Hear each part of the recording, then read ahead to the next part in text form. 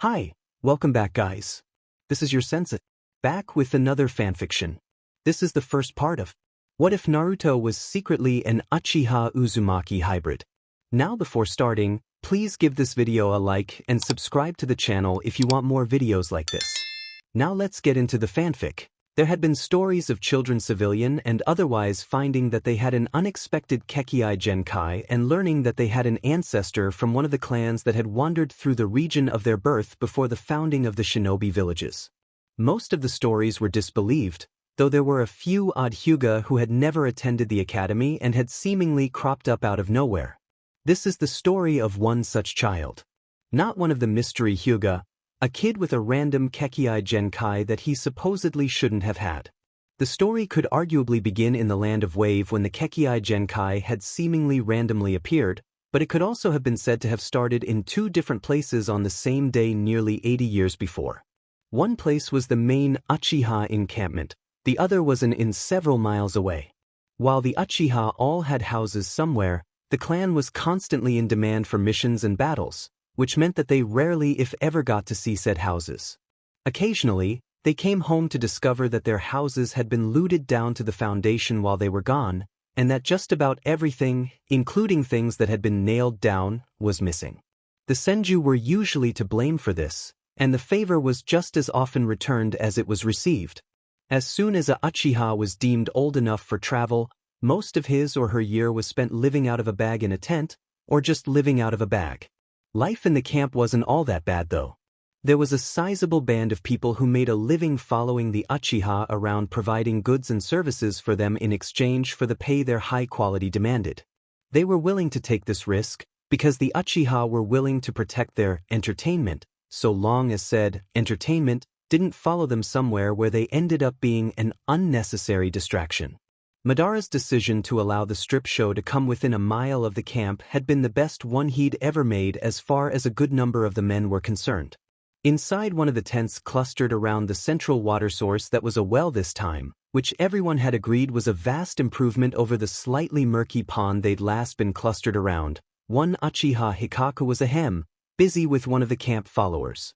Uchiha Hikaku was a young man of fairly average height with the long face and pointed chin that was pretty much standard in the clan. He had dark brown hair which he kept up in a short ponytail, and eyes that were ink black when they weren't Sharingan red.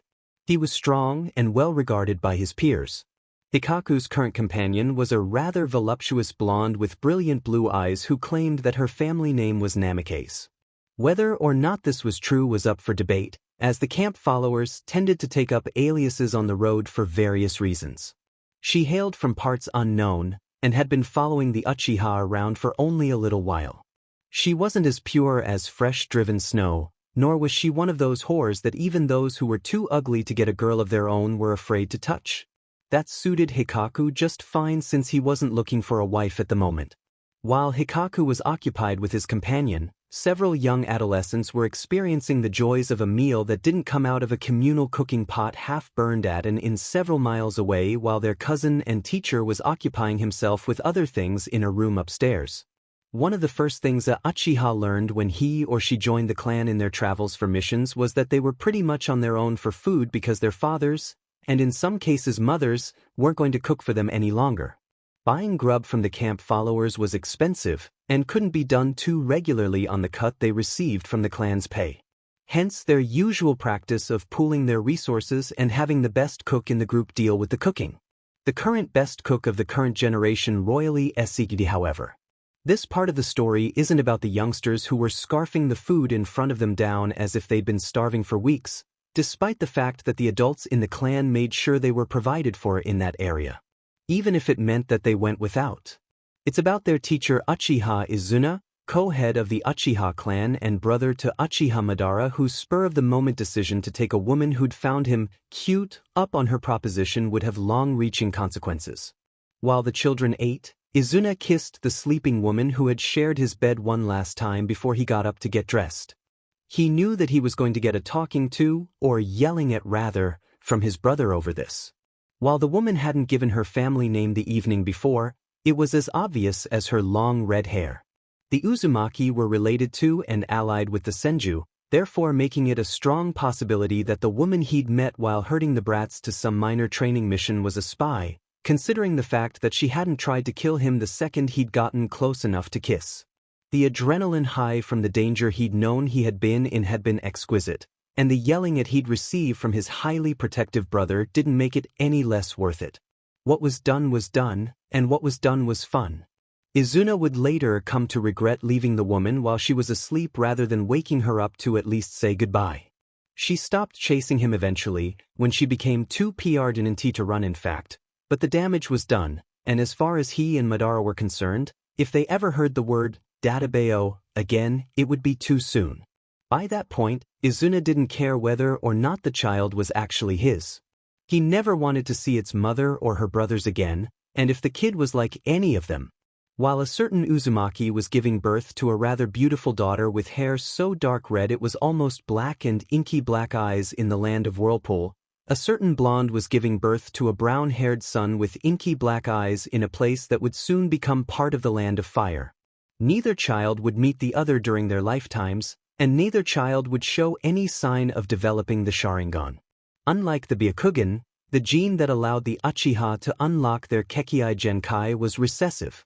Izuna's daughter would grow up to be quite the beauty, and would gain one hell of a reputation on the battlefield where she brought glory to her family and the village of Yuzushiogakure as a whole. Eventually, in due time, she settled down and married another Uzumaki. They ended up having a lovely daughter and several healthy sons, all with the standard Uzumaki features and dark eyes. The daughter would never show any signs of the Sharingan, though one of the girl's brothers would shortly before he died in battle.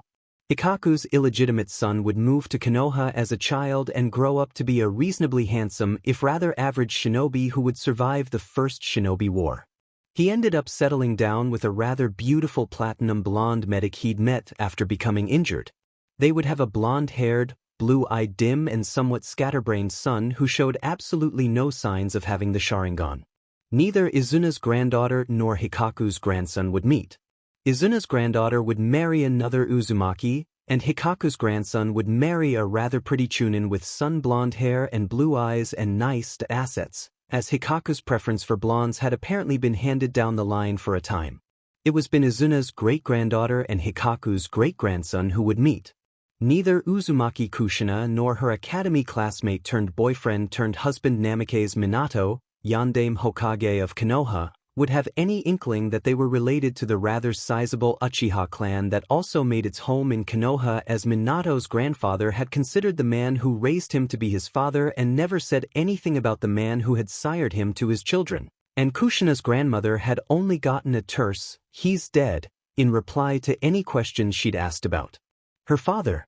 Neither Kushina nor Minato would show signs of having the Sharingan, though there would be some questions about exactly how Minato had been able to keep up with things when he was using the Hiraishin to take down 50 to 100 opponents practically all at once.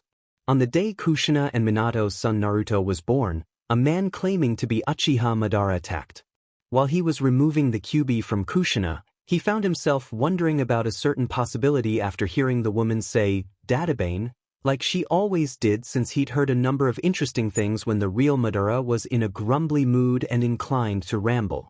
While there may have been something of a resemblance about the eyes, the Uzumaki woman didn't look anything like Madara and therefore consequently Madara's brother Izuna, and that annoying verbal tic was more than likely a common problem amongst the Uzumaki. 12 years later, on a bridge in the land of Wave, under a dome of ice mirrors, two boys suddenly found it much easier to track their exceedingly fast opponent. At one point, when Uchiha Sasuke had briefly looked his teammate in the eyes, he'd gotten the shock of his life when he'd found another pair of Sharingan looking back into his own. He managed to get out a surprised "what?" before several Senbon temporarily took him down for the count. The night after the battle on the bridge, Sasuke stared at his teammate from his position on a futon in Tizuna's home. He wondered if he'd imagined what he'd seen on the bridge before the fake Hunter Nin's Senbon had pierced him and rendered him unconscious, despite the fact that the Sharingan was supposed to see and record everything accurately as it took it in. That had to be the case. He had to have hallucinated or something. He couldn't even contemplate the other option. Naruto was not family. Not only was the dead last surname Uzumaki, but blonde Uchiha were almost completely unheard of. Brown was the dominant Uchiha hair color, with black coming in at a close second. The few blonde Uchiha in existence at the time of the massacre had a shade of hair that was closer to brown than platinum, or sun yellow like the dope had. Naruto bore almost no resemblance to the other members of his clan, though there was something about the shape of his eyes that was naggingly familiar. How could this outsider have the Sharingan, and a natural one no less? It was frankly impossible. Finding out that their sensei had the Sharingan had been jarring enough. Kakashi had it in only one eye, however, and his looked to have been implanted. He had heard of such procedures, but had never encountered a person who'd had one before Kakashi. In contrast to Kakashi's, Naruto's Sharingan had appeared to be completely natural. How could Naruto have a natural Sharingan when he had blue eyes, though? Almost everyone in his clan who developed the Sharingan had eyes that were black, brown, or dark gray. He would have to shelve this problem for later when he had more resources at hand. There was no way he could solve it now, so far from Konoha and the clan records that might shed some light on this unusual situation. This situation that he might have to deal with despite the fact that he didn't want to, since it was up to him to do so as the last of the Uchiha.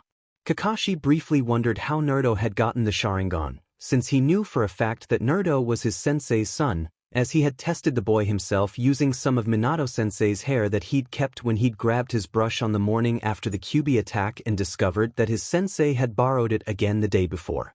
After a great deal of thought on the matter, Kakashi ended up deciding that the Sharingan was something that must have cropped up from his mother's line since, if he remembered correctly, Kushina had what was commonly referred to in Konoha as the Uchiha Chin. The fact that the Uzumaki were allied to the Senju made them more prone to being on the receiving end of attacks from the Uchiha. And, if one of the Uzumaki women had survived a raid on their home and decided to keep the resulting offspring. Kushina had never mentioned being related to the Uchiha in all of the time he'd known her. But, considering the fact that a great deal of shinobi, even shinobi from great clans, couldn't accurately trace their families back more than 5 generations or so, unlike the samurai who could accurately trace their lineage back for centuries, it was entirely possible that Kushina-san hadn't known she had been. When Kakashi got to Konoha with his little bra, genin, and made his post-mission report, which he'd been ordered to do in person considering the fact that the mission had been far from ordinary, he saved the best bit for last. Sasuke has activated his Sharingan, he said once he'd finished summarizing the main events of the mission. The Hokage smiled at this, as did the council that consisted of the rest of the Hokage's former genin team. The infamous Team Tobirama. Apparently, they'd been worried that Sasuke wouldn't develop his Sharingan, since such late activations were rare, and were relieved that it was not so. As has Naruto, he continued, casually lobbing that little bombshell onto the group. He was treated to the sight of the Hokage almost swallowing his lit pipe, and Koharu and Hamura both looked like they were going to have heart attacks. I think I misheard you," Koharu said when she finally found her voice. "You just said that Naruto had activated his Sharingan," he replied casually. Senju Tobirama's students all blinked at the same time and stared at him, revealing how eerily alike they were, as well as why the Hokage kept them around despite the fact that they constantly sided with Danzo. "Kushina," Hamura finally said. "Has to be. I ran the genetic comparison between that boy and his father 5 times. 5 times? Koharu asked, sounding like she hadn't quite believed her ears. Whether or not it was deserved, Kushina had a bit of a reputation, so naturally I had my doubts. Hamura said with a shrug. But still 5 times? Koharu said, her tone both cold and dangerous.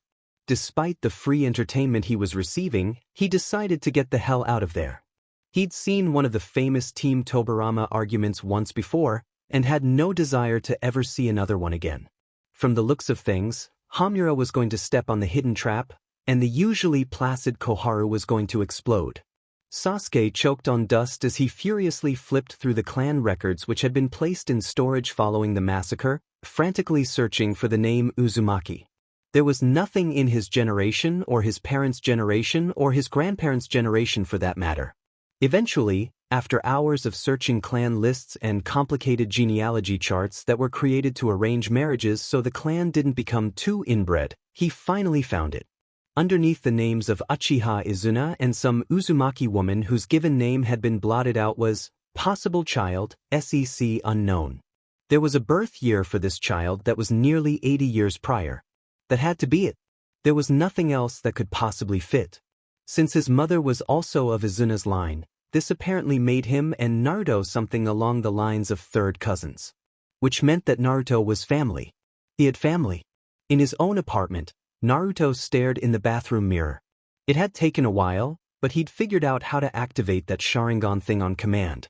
The Sharingan was the Uchiha clan's Kekkai Genkai thing. Did that make him a Uchiha? Did all of his family die when the Uchiha did?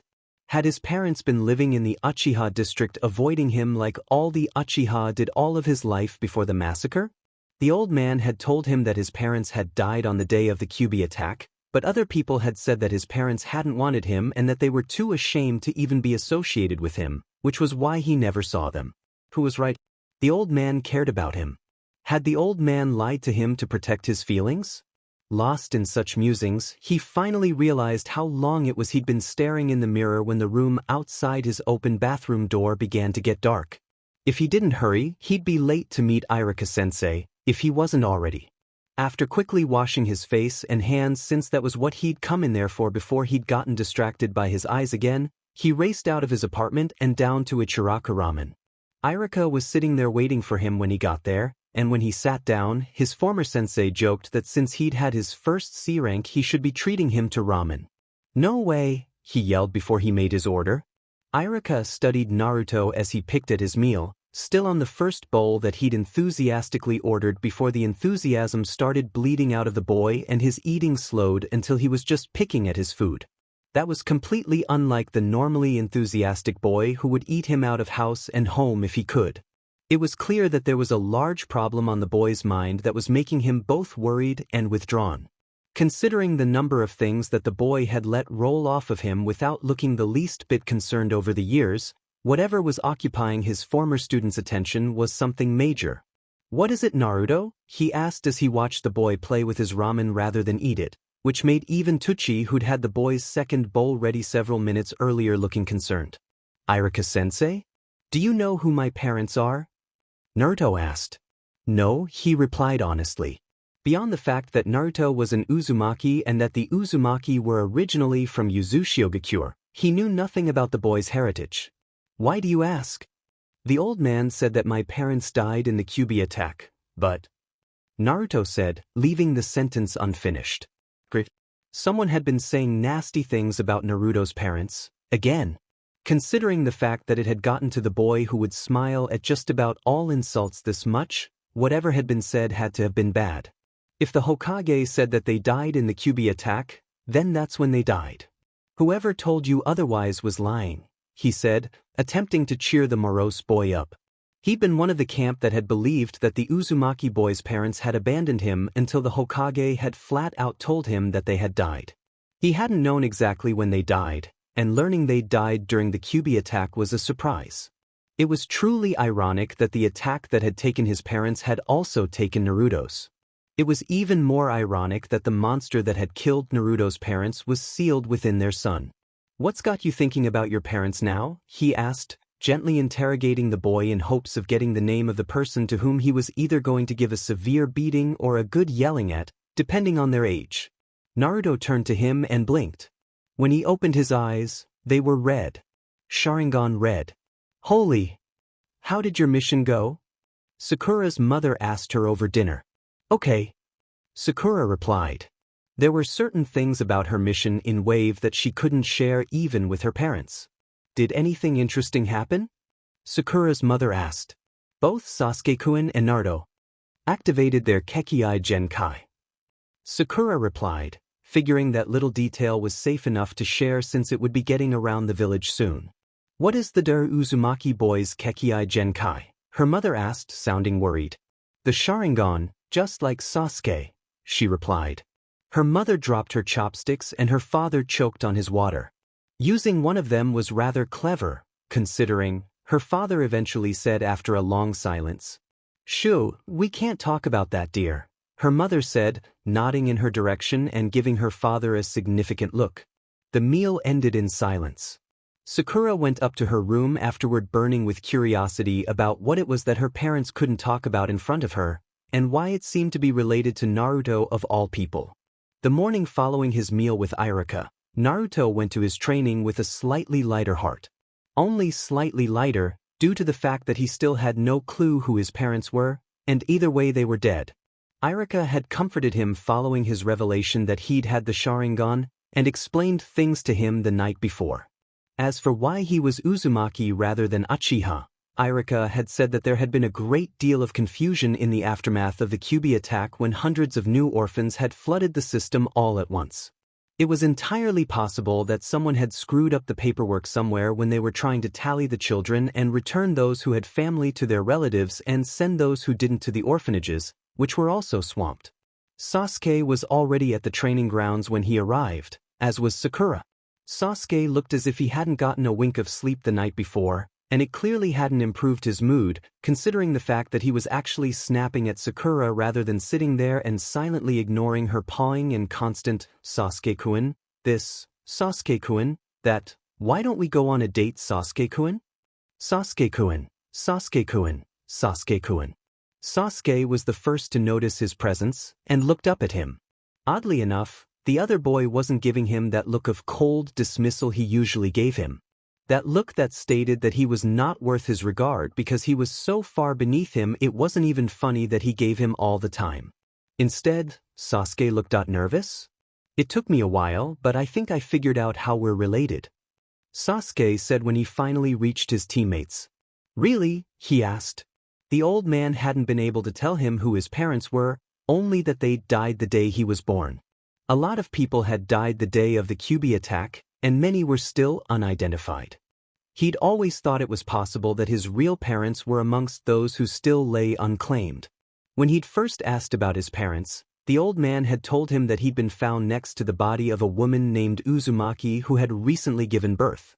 It was entirely possible that his mother had asked the Uzumaki woman to evacuate him during the confusion, and the Uzumaki woman hadn't made it. If the Uzumaki woman had recently given birth, he could have naturally been mistaken for her baby. "I believe that you're my third cousin through Uchiha Uzumaki," Sasuke said as he pulled out an old scroll and unfurled it. He then pointed to a spot on the scroll. "Why don't they know what the baby is or have a name for it?" he asked as he looked at the spot where the Izunagai's name was next to that of an Uzumaki. "The person I believe to be your great-great-grandmother went back to her homeland before the child was born," Sasuke said. "The clan was unable to keep track of her after that." "So I really am an Uzumaki," he said. That was a relief. He'd spent the night afraid that he'd been running around with someone else's name. He'd even had a nightmare where the real baby of the Uzumaki woman he'd been found next to had come and demanded that he give him his name back. The Uzumaki woman he'd been found next to really had been his mother, though that left the question of why he'd been found next to her if the Yondaime had sealed the Kyuubi inside him. Maybe she'd been there to watch it happen, to make sure he didn't die, and got killed by a stray swipe from the Kyuubi. As for how he had the Sharingan thing, he just had the same great-grandpa or whatever as Sasuke, and got it from him. "Yes, and you're also a Uchiha," Sasuke said, cutting through his musings. There was an odd look in the boy's eyes when he said it. It reminded him of the feeling he had when he watched other children go home with their parents while he was left out all alone to look after himself. "Okay," he said as he settled into the spot he usually sat in while waiting for Kakashi. He didn't know what else to say. It was strange. The whole situation was strange. He had family, and that family was Sasuke of all people. "I found a picture of a cousin of ours that you resemble somewhat," Sasuke said as he refurled the scroll they'd been looking at and put it away. "Really?" he asked. Sasuke pulled out the photograph of his mother's younger cousin who'd died before he and Naruto were born. There was a strange, tight, almost painful feeling in his chest as he did so. Naruto hadn't rejected him like he'd feared he would. He'd gotten maybe 2 hours of sleep before he'd come here, and in those 2 hours he'd had a dream in which Naruto had firmly rejected him because of how he'd treated him over the years, and had told him exactly where he could shove the Uchiha clan and how. He'd been rather tactful when mentioning Naruto's ancestor. He'd found Uchiha Izuna's journals in the clan archives after he'd discovered his link to Naruto, and Naruto's great-great-grandmother had been described as a howling witch who had chased their great-great-grandfather halfway across the continent before her brothers came, beat him up, nearly killing him in the time before Madara arrived and chased them off, and dragged her back to some place called Whirlpool. The word, Databeo, ended up haunting their great-great-grandfather's nightmares until the day he died, all of 24 years old. He was damn glad Naruto wasn't a girl. Considering what his great-great-grandmother was like, and considering how much Naruto had inherited from her, having him as a fangirl probably would have killed him. When he showed Naruto the picture of cousin Obito, who bore something of a resemblance to the Uzumaki despite the fact that Obito had black hair and black eyes and Naruto was a blonde with blue eyes, he decided not to mention that he'd encountered Obito's name before in his father's older journals. Mentions of Obito had mainly been in conjunction with the words idiot and moron. After examining Obito's picture, Naruto asked a bunch of painful questions about their family that he hadn't really wanted to answer while they waited for their perpetually tardy sensei to arrive. Kakashi showed up with I was helping an old lady carry her groceries home, when he'd felt he'd kept his little team waiting long enough. Naruto turning out to have the Sharingan had solved a bit of a problem for him. When it came to the saying those who can't do teach, the converse was also true. Those who could do, generally couldn't teach, because you had to be able to think very carefully about how you did the things you just simply did and find a way of effectively conveying it all to others without resorting to, no, I just do it. He hadn't been allowed to reject this team, however, this team that had somehow actually managed to pass his test where all others failed, and he hadn't known what to do with them once he got them. With Sasuke, it had simply been a waiting game over the Sharingan. Once Sasuke had the Sharingan, it would have been easy. Just monkey see, monkey do, then done. Once he'd determined that Sasuke had copied enough and was actually fast enough to actually use what he'd copied without getting himself killed, he would put him up for promotion, and that would be that. Sakura didn't seem to care too much about her ninja career and seemed to see her position on the team as a means to becoming Mrs. Uchiha. With that in mind, he decided to set her to pretty much the standard academy forms until she decided to take things seriously. If she decided to take things seriously, he would have found a way to foist her off onto someone else. There were a sizable number of people who owed him favors, including Mato Guy who'd either whip her into shape real quick or kill her trying. With Naruto, he had the feeling that he should be teaching his sensei's son like he said he would while the child was still inside his mother. He just didn't know where or how to begin. The boy had been a total mess when the academy finally turned him loose on the world in that overbright jumpsuit, and still was. Now that Naruto had the Sharingan, he had an idea as to what to do. Naruto could play monkey see, monkey do with Sasuke. Smiling at Naruto and Sakura's antics as they screamed about his being late despite the fact that he was always late, he chucked a scroll at Sakura and called the boys over. Sakura sighed. About the only time she saw her family these days was at dinner. She was up with the sun almost every morning and out the door before mother had breakfast finished despite the fact that she knew she could sit down long enough to devour a 7-course meal before Kakashi arrived. While Kakashi seemed to think the rules regarding punctuality didn't exist, she was determined to not fall into such bad habits. That, and arriving at the stated time allowed her to spend time with Sasuke and try to win him over. One of these days she'd get a date. So, how did your day go? Her mother asked when she came in the door. Pretty good actually. After training, we got a D-rank walking dogs. Naruto took the biggest dog and it dragged him straight into a trap field. Sasuke-kun yelled at the dog's owner for like 10 minutes straight when the mission was over. She replied, remembering how the boy who didn't usually say more than 10 words a day had actually shown passion for something. Sure, that passion was a streak of overprotectiveness for Naruto, but if Sasuke was that protective over his third cousin, imagine how protective he'd be over his own children. Really? Her mother asked, cutting into her dreams of being married to a Sasuke who fiercely defended her and their children from any and all who tried to attack. By the way, Sasuke-kun and Naruto figured out how they were related. Sakura said, back in the land of the living rather than Fantasyland. They're both great-great-grandsons of Uchiha Uzumaki. That name sounds familiar, her father said with a frown. Her father was a history buff and was practically obsessed with anything related to the founding of Konoha, so there was good odds that he'd recognized the name but couldn't quite place it. He was Uchiha Madara's younger brother. Sakura said. She knew this fact because she'd gotten a good look at the family tree that Sasuke had shown Naruto when Sasuke had asked her to guard it with her life while he and Naruto were sparring. Her mother choked on her food at this. What the hell was the yondaime thinking? I'd sooner trust a fox to guard a goddamn henhouse, her father yelled. Darling, her mother said. Shut the hell up before. Sorry, dear. Her father replied, looking cowed and slightly nervous, as if he feared that there were people listening at the windows. That night, Sakura went to bed once again wondering what it was that had to do with Naruto that her parents couldn't tell her, and what the yondaime had to do with it. When Naruto arrived for training the morning after he'd learned that he was Sasuke's third cousin, it was to find that Sasuke was there, but Sakura hadn't yet arrived despite the fact that Sakura lived closer to the training grounds than he and Sasuke did. The second he'd gotten within 10 feet of Sasuke, the other boy had thrown something at his head. He caught the bundle of cloth and discovered that it was a folded shirt which smelled like it had been freshly laundered. Naruto stared down at the shirt Sasuke had given him. It was nice of the JRK to give him a present, but the shirt was blue. It was blue, and it had that stupid-looking fan on the back of it.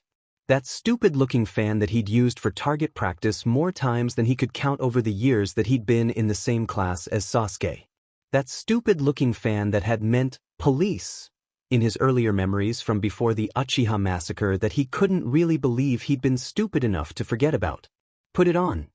Sasuke said. Why? He asked. Clan law states that anyone who has the Sharingan is a Uchiha. Sasuke said. All Uchiha shinobi are to wear the symbol of our clan. But it's blue, he said. It wasn't that he wasn't appreciative of the gift, but orange was his color. It always had been since forever. Not only that, but it looked like it would actually fit, which was a bit of a problem. One of his tricks for escaping larger and stronger opponents was wriggling out of his clothes, leaving his would-be captor standing there holding said clothing. Doing so was much harder when the clothes he was wearing actually fit. Wear that for now. We'll get an orange one later if you insist. Sasuke said, making a face at the idea of an orange shirt for some reason. Sighing, he pulled off his jacket and pulled the blue shirt over his mesh top. The diamond thing had that silly wide collar like the one on Sasuke's shirt which he'd used to amuse himself by throwing several items into over the years. The time he'd actually managed to get a frog in there had been utterly unforgettable and beyond hilarious. Come to think of it, that might not have been Sasuke. Too tall. Smelled like him though. Well, there was one plus about wearing the shirt that Sasuke had given him. Kakashi had done a slight double-take when he saw what he was wearing when he finally deigned to show up. In anyone other than Kakashi, that would have been the equivalent of dropping one's jaw and bugging one's eyes out in shock. Sasuke brought Naruto to the Shinobi Outfitters where he usually purchased his clothing immediately after training and missions were over for the day. As he predicted, his cousin had grabbed something that was baggy and orange and had way too many pockets. He would have to have a very serious discussion with the boy later about proper attire. For now though, he would try to make sure that what the boy picked at least fit. It was true that clan law stated that all who had the Sharingan were Uchiha, but how the clan had usually interpreted that law ran counter to how he had chosen to interpret it in this case. Had he followed tradition, he would have rather swiftly become the last Uchiha in Konoha, and someone would have been stuck with the task of mopping up Naruto's blood and preparing him for burial. There were too few Uchiha left now to follow that bloody tradition though. That and Naruto was family, his blood, his kin. Naruto would be helping him restore the clan when the time came. Because of that, Naruto was to be protected. Especially if Itachi decided to come back and follow that tradition for his own personal amusement. When the two of them got to the counter after a great deal of bickering and an actual fight in the changing room, the old man who rang up their purchases went to the back room behind the counter, and returned with a small box that he blew a great deal of dust off the top of. He then opened the box and pulled out several copies of the symbol of the minor, small, closer to family than clan, one that had few members in Konoha, one important, very important. Namikaze? That's not the right clan symbol, he said, wondering why the old man had brought out the symbol of the Namikaze, or what he was reasonably certain was the symbol of the small, now pretty much extinct, Namikaze clan. It's not, the cashier asked in surprise. I could have sworn it was. The cashier came back with another dust-covered box, a slightly larger one this time that had an odd design carved into the top and sides unlike the plain box that contained the symbol of the Namikaze clan. This one contained the symbol of the Senju clan. Now, he knew that the man was just messing with him. That's not right either, he said, barely resisting the urge to lean over the counter, grab the man by his neck, and slam the man's head into the counter repeatedly. Really? The cashier asked, acting like he hadn't deliberately brought out the wrong box. The cashier then went into the back for a third time, and came back with a much larger box, a cardboard one that didn't have a speck of dust on it this time, that contained the red spiral that was on the back of Naruto's jacket as well as on the backs of every Konoha uniform. Not that one either, he said, wondering what the cashier was playing at. The old man had tried to play this sort of game with him once before, but he'd only brought out the wrong box one time instead of 3. Really? And which one is the correct one then?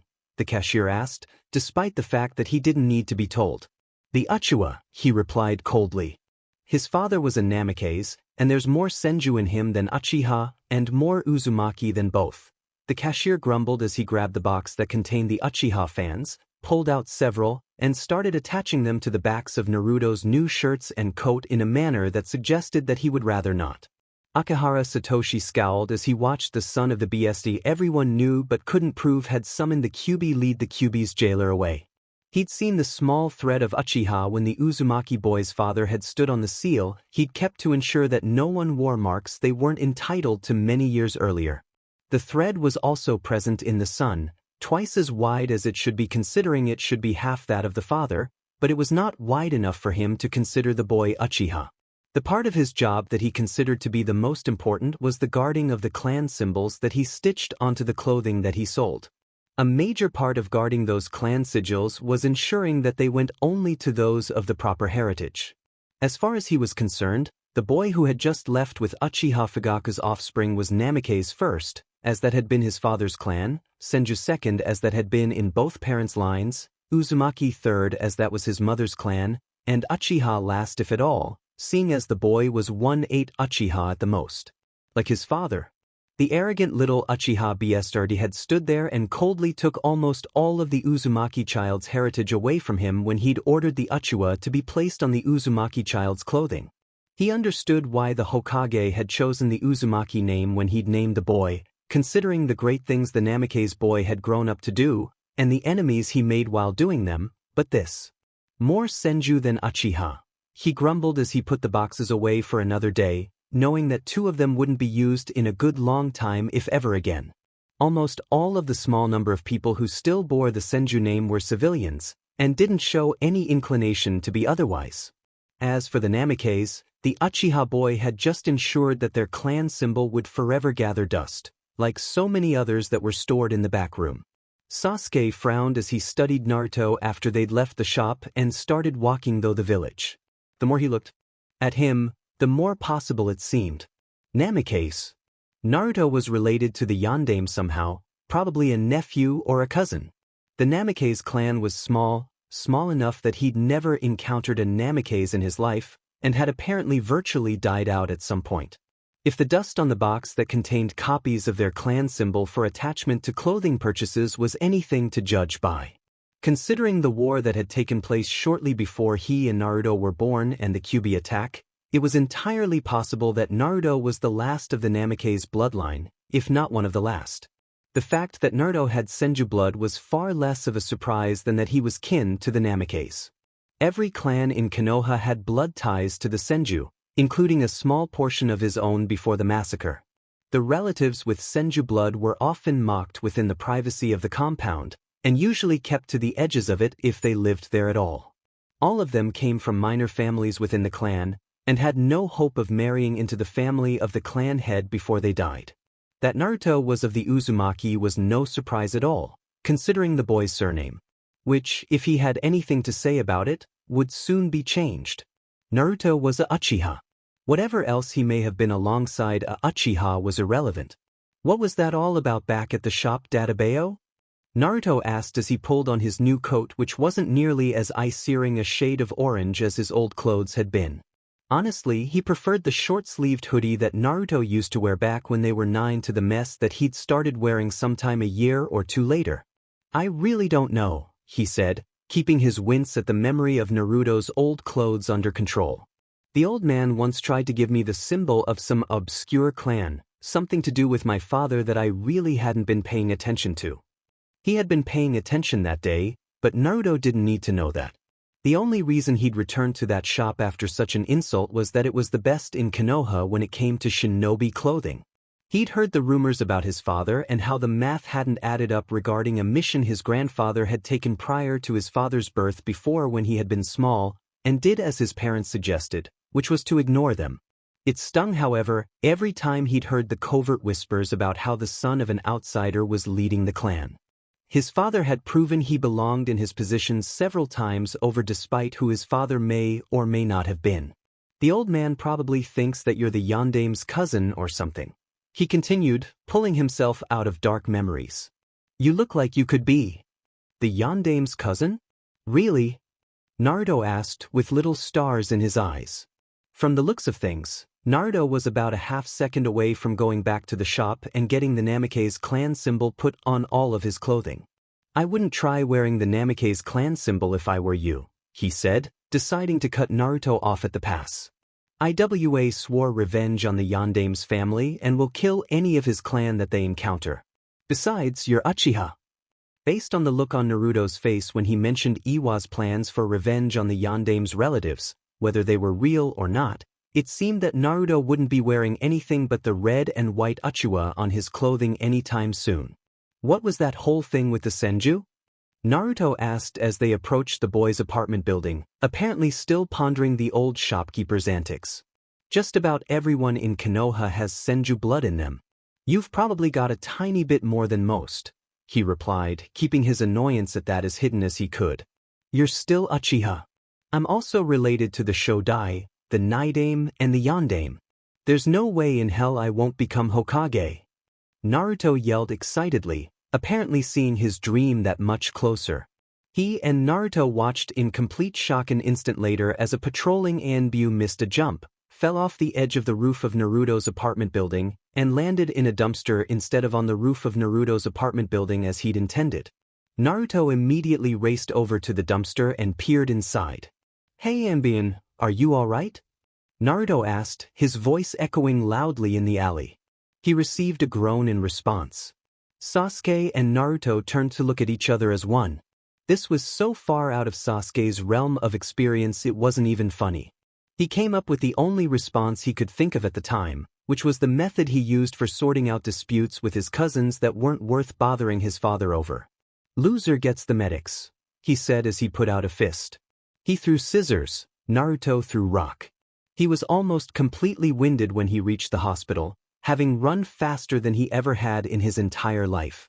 What seems to be the problem, Uchiha-san? The nurse in the front lobby of the hospital asked. Anbi that fell off roof. Landed in dumpster. He managed to gasp out when he finally started to catch his breath. This I've got to see. One of the standby medics yelled as he grabbed a first aid kit and prepared to follow him out the door. He felt like he was going to die by the time they reached Naruto's apartment building. He'd never run that fast for that long in his entire life. The ANBU was still lying in the dumpster, and Naruto was talking at him, apparently trying to keep him company until the Irionin arrived. Every third word seemed to be ramen. What seems to be the problem, ANBU-san? The medic asked with a sheet-eating grin that he didn't even bother trying to keep off his face.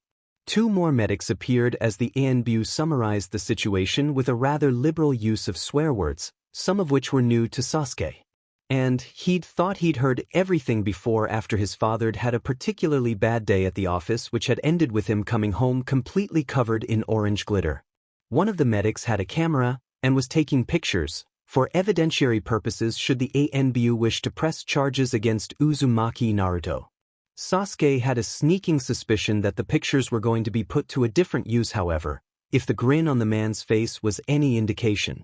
Eventually, after giving a statement to the medics and another ANBU that had shown up out of nowhere, Sasuke and Naruto made their way to Naruto's apartment with the packages that contained Naruto's new clothes. The first impression upon seeing the inside of Naruto's apartment was, Naruto would be better off living elsewhere. The apartment building wasn't the best, so he knew not to expect a penthouse suite say. Like the building, the apartment wasn't the best, nor was it the absolute worst either. While not in the best shape, it was at least structurally sound, and didn't look to be infested with insects, arachnids, or rodents. The furniture looked to be older than Naruto by several years if not decades, and Naruto's housekeeping skills left a great deal to be desired. He would have to teach Naruto how to clean up after himself amongst other things. "Pack up," he said when Naruto had set his new clothes down on a table. "Why?" Naruto asked. "You're moving to the Uchiha district," he replied. "Why?"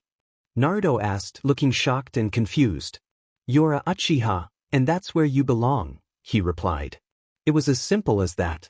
The Uchiha district was home to the Uchiha, and Naruto was a Uchiha. Life in the Uchiha district had been lonely with only him to occupy it, only him and his memories. Now there was another to share the virtually empty district that was a daily reminder of his loss and reason for revenge with him. He was sure that life with the Dobe would be many things, but there was one thing it would not be, and that was boring. Naruto refused to pack. He'd let Sasuke boss him around so far since he was his cousin, and most of what he said and did seemed to make some sort of sense. He was Uchiha, so he wore the Uchiha fan, even if he thought it looked totally stupid. That he understood. Moving to the Uchiha district when he had a perfectly fine apartment that had been his home for years, however. He wouldn't move to the Uchiha district even if Sasuke offered him the biggest house in the place. Besides being FING creepy and almost completely empty, someone had seriously been neglecting the upkeep there. He should know, since he'd wandered around the place a few times after dark. No matter what his JRK of a cousin said, he would be staying in his nice cozy rat-free apartment that was located somewhere where there were people and there was noise to distract him from the loneliness. Seriously, the rats in the Uchiha district could eat Kiba's dog. Heck, they could eat Kiba. And nobody would be there to hear them scream if they did. Sasuke ordered him to pack once again when he'd failed to get a move on the second Sasuke had said, "Jump." He'd been quiet about Sasuke's demands because he was trying to be nice to the only family he had in the village, or at least the only family he had in the village that was willing to acknowledge him. He would be quiet no longer. Not doing it. I'm staying here where I know I won't get my face gnawed off in my sleep, Databeo," he said. The Uchiha district's got rats the size of Akamaru. Sasuke looked stunned at this for some strange reason, or at least stunned in that oddly apathetic way Sasuke managed. He had vague memories of an older boy who did that, one of the ANBU if he remembered correctly. Some BSRD had given the unfortunate sod monkey's shift on the day he'd finally gotten the prank for that JRK setup, and Ponytail Boy who, now that he thought about it, could have been a Uchiha ended up getting caught in it. The poor BSRD had actually landed in the same dumpster that other ANBU guy landed in earlier. His landing was a bit softer though since it was full at the time though. "Rats?" Sasuke asked. "Yeah, big honkin' ones. They're effing everywhere, Databeo," he replied, wondering why Sasuke didn't know this since he actually lived in the Uchiha district. "How could you have not seen them? Would you care to show me these rats?" Sasuke asked as if he didn't believe him. "Sure. Meet me at the gate at, say 8 or so," he replied. "I'm usually in bed by 8. Sasuke said. "Why?" he asked, wondering why someone would go to bed that freaking early. "It's my bedtime." Sasuke replied. "TC, whatever," he said. Kiba did a slight double take when he saw Naruto as he was heading home. The boy was wearing a new jacket. A jacket that didn't look like the one he'd worn for the last 2 years straight. There had been a time when he'd believed that Naruto had only one outfit since his clothes were always dirty, but Shikamaru had somehow figured out that Naruto had 3 identical copies of the same outfit like most of the rest of them. Sakura had 5 identical copies of that red dress of hers, and Sasuke had the most at 7 identical copies of that stupid shirt and 5 pair of those dumb shorts. "Hey Naruto, I see that you finally decided to change your clothes," Kiba said. Naruto usually changed the style of his attire at a rate of about once every 2 years or so as opposed to once a year like the rest of the class, which made today's change of attire a complete surprise since it was way ahead of schedule. "Yeah, neat huh?" Naruto said as he spun around so he could take in the entire outfit. One little detail stood out immediately, namely the big honkin' red and white Uchiha on the back of Naruto's new jacket. "Naruto, why the hell are you wearing the Uchiha clan symbol?" he asked, wondering why Sasuke hadn't pummeled him for it already, considering the news of what Naruto was wearing had to have gone around town at like the speed of light. "Because I'm a Uchiha," Naruto replied, as if the answer were patently obvious. "No you're not," he said, wondering why the hell Naruto was pretending to be a Uchiha. Naruto was always chasing around after Sasuke, trying to be as good as him, but to go this far. "Yes I am," Naruto yelled back. Naruto's eyes turned red. Red with black dots in them. Sharingan. He really wanted to know how the hell the other boy managed to do that, since Naruto succeeded royally at Genjutsu. It was at that point that one of the Hyuga that had been wandering around the marketplace that he'd been cutting through when he'd encountered Naruto took one look at Naruto and yelled, "Holy shit!" Several people turned to see the source of the outburst, and upon noticing the Hyuga's active Byakugan, a mob of rather set-off women chased him out of the marketplace. After the Hyuga pervert was duly chased off, several people turned to look at Naruto. Oddly enough, many of them didn't look surprised to see that Naruto seemed to have the Sharingan. His sensitive ears picked up several hissed whispers of Madara's eyes, as Naruto walked off to some appointment he had after excusing himself. Just what the hell was going on? Naruto met Sasuke at the gate of the Uchiha district at the appointed time. From the looks of things, Sasuke had been training practically since the moment he'd left his apartment until it was time for the two of them to meet. "So, let's go and see these alleged rats," Sasuke said, still not looking like he believed a word Naruto had said about the monstrous creatures that he was convinced had to be mutants or something. "Okay," Naruto replied. It was just dark enough for the creatures to be out and about, so Sasuke would have to see he was telling the truth. As they wandered through the silent and dark district, Naruto asked about the buildings he and his cousin passed, trying to overcome his nervousness. One thing he was afraid of besides the ginormous rats were ghosts. He didn't know why people didn't believe him when he said he saw one. He saw the ghost back when he was 8. He'd woken up one night to find a dark-haired man in a strange mask with only one eye hole sitting there staring at him. When he threw the kunai he kept under his pillow just in case one of the villagers who gave him those hateful looks all the time got any big ideas at the man, it had gone straight through him and into the wall behind him. Somehow, he could tell that the man, or ghost rather, was exceedingly set at him for throwing the kunai at him as he vanished an instant later. "What's that building over there?" he asked as he pointed to a rather nondescript building near the middle of the district. "That's the clan library," Sasuke replied. "I'll bet it has a ton of awesome jutsu inside. I can't wait to learn them all," Naruto exclaimed as he imagined himself learning some sort of super-secret Uchiha technique that had previously been lost to the mists of time. Sasuke sighed deeply at this for some reason. Why does everyone assume that the Uchiha clan library is chock full of jutsu scrolls? Sasuke practically ummed. "You mean it isn't?" Naruto asked. "If you could remember practically every jutsu you ever saw for the rest of your life, would you really write the information down and leave it where some outsider could sneak in and steal it?" Sasuke asked. "When you put it that way," Naruto muttered, feeling embarrassed for yet again speaking without stopping to think. While he still wanted his name on the Kia Memorial so he could be remembered as one of the village's greatest heroes, he didn't want that happening until he was old and gray like the old man and had several decades as Hokage under his belt. That way, the entry on the memorial stone would have the title Hokage next to it, just like the ones for the Shodai, Naidame, and Yandame. Uzumaki, or Uchiha Naruto Godame Hokage had a nice ring to it. "So what is in the library?" he asked, honestly curious to learn what his and Sasuke's clan had considered worth keeping in their library. "Clan records, genealogy charts, some of our ancestors' journals, books on just about everything under the sun," Sasuke replied. It was at that point that the scurrying that Naruto had been both anticipating and dreading finally started. A rat that would give one of the larger Inuzuka nindogs a run for their money popped out of a hole near the foundation of one of the houses. All over the district, the rats went on the move, prowling their territory for the night, hissing, fighting, mating, and gnawing on just about anything and everything. How could Sasuke have not known about this? Hyuga Hayashi sat impassively listening to the report one of the branch members was giving him.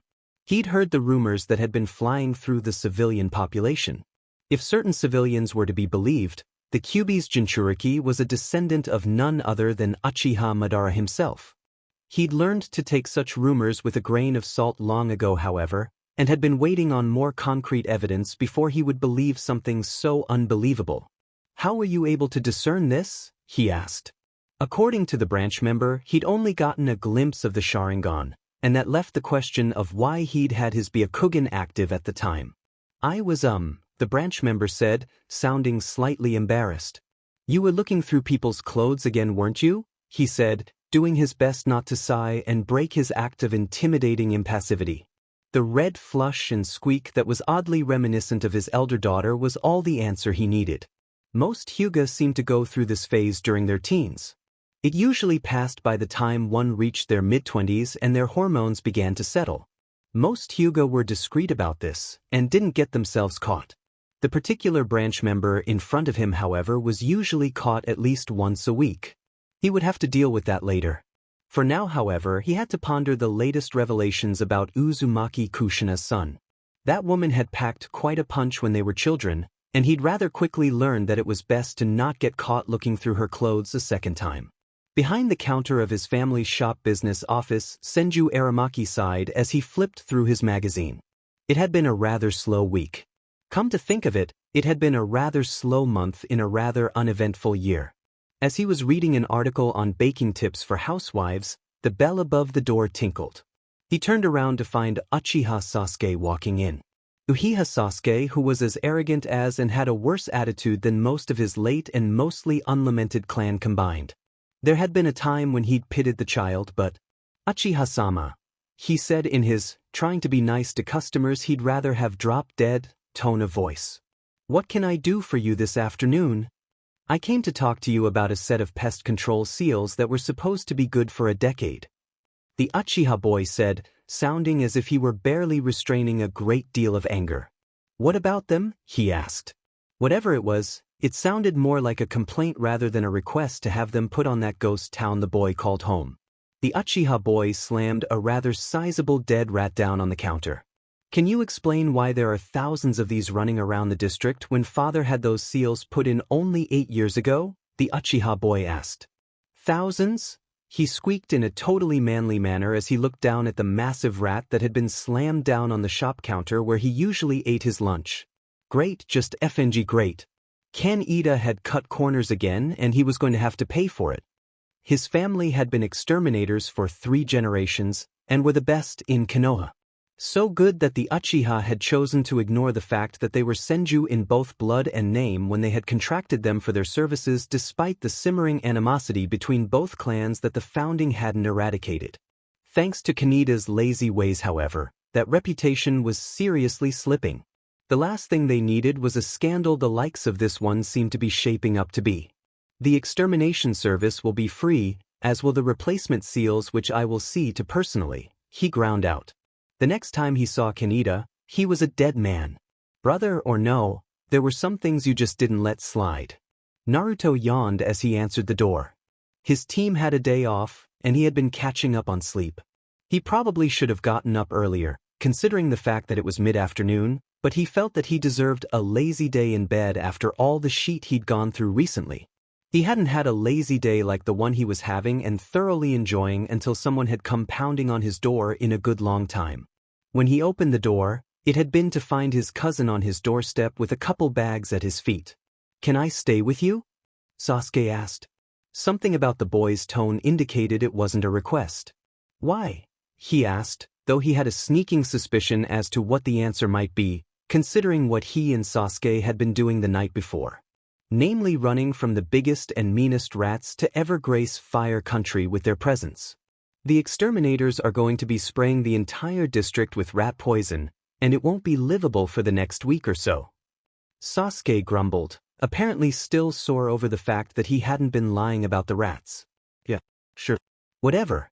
I hope you brought your futon since all I've got is the bed, and I'm not sharing it with you," Naruto replied as he moved aside to let his cousin in. Aramaki sighed in relief as he went from house to house.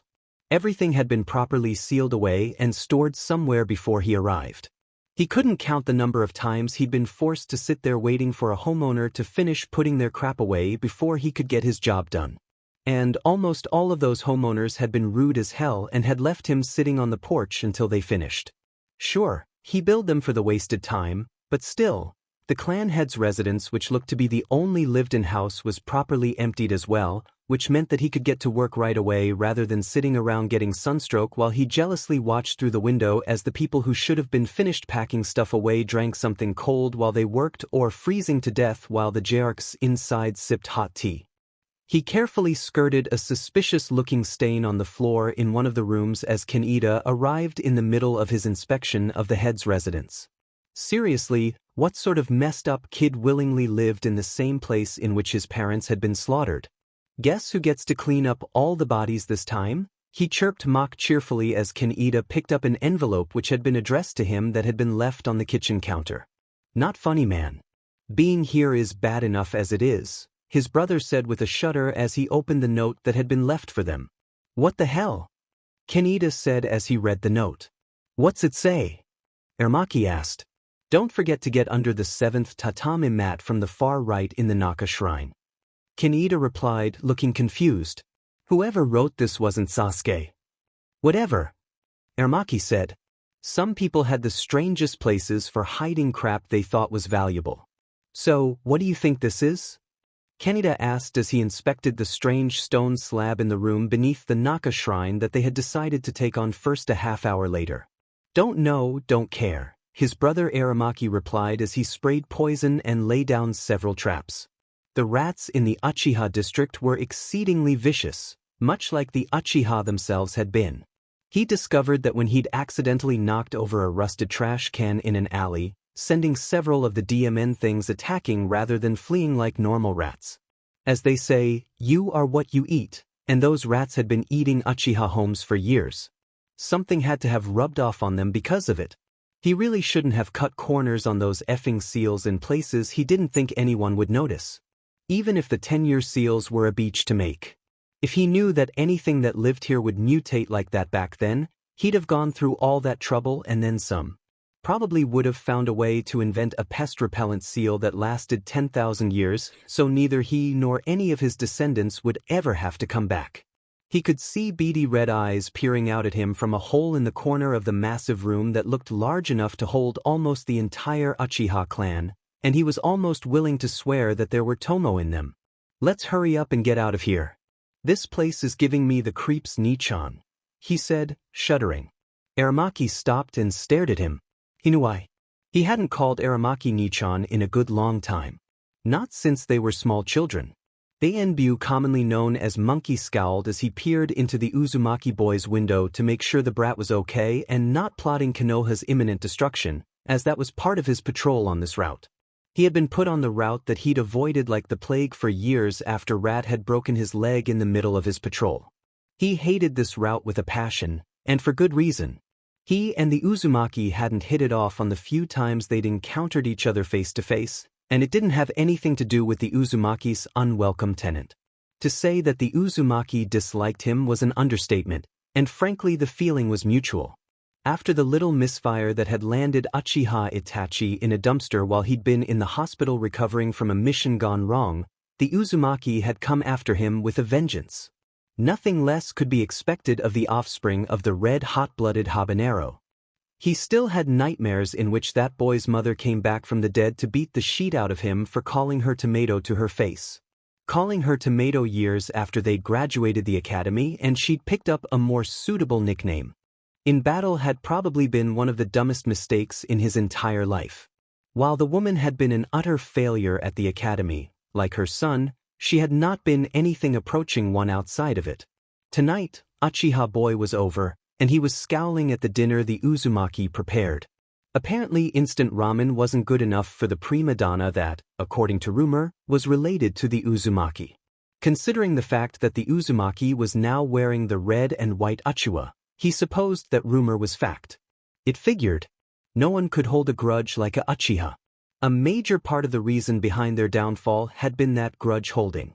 They had been holding grudges from centuries before the founding. Sparrowhawk sighed as she did her patrol of the Uchiha district. The place was empty and dead. Nothing ever happened here these days. Patrols were much more fun a few years back when she and the others could take bets on who was cheating on who and the like. There was none of that now. There was just emptiness. Emptiness and desolation. Emptiness and desolation, and the Senju exterminators running screaming from a house as an army of rats pursued them. Wait, what? It had only been 2 days since Sasuke had moved in, and Naruto was already ready to tear his hair out. Sasuke had nitpicked everything and wouldn't stop complaining. Naruto, do this. Naruto, do that. Naruto, clean that up. Naruto, we're not having cup ramen for every meal, even if it's cheap and you're a bottomless pit. He mocked under his breath as Sasuke launched into another lecture on how a proper Uchiha was supposed to act. He was beginning to see why his cousin Itachi had murdered the clan. He was about ready to strangle Sasuke after living with him for only 2 days. If the rest of their relatives had been like this, well, quite frankly, the Uchiha were lucky they had survived as long as they did. The Uchiha had to be good, otherwise all their neighbors would have ganged up on them and done the job for Itachi ages ago. Grumbling, Naruto picked his dirty clothes up off the floor and dropped them into the laundry hamper that Sasuke had brought with him. Seriously, who brings a laundry hamper with them when they're staying over at someone's place?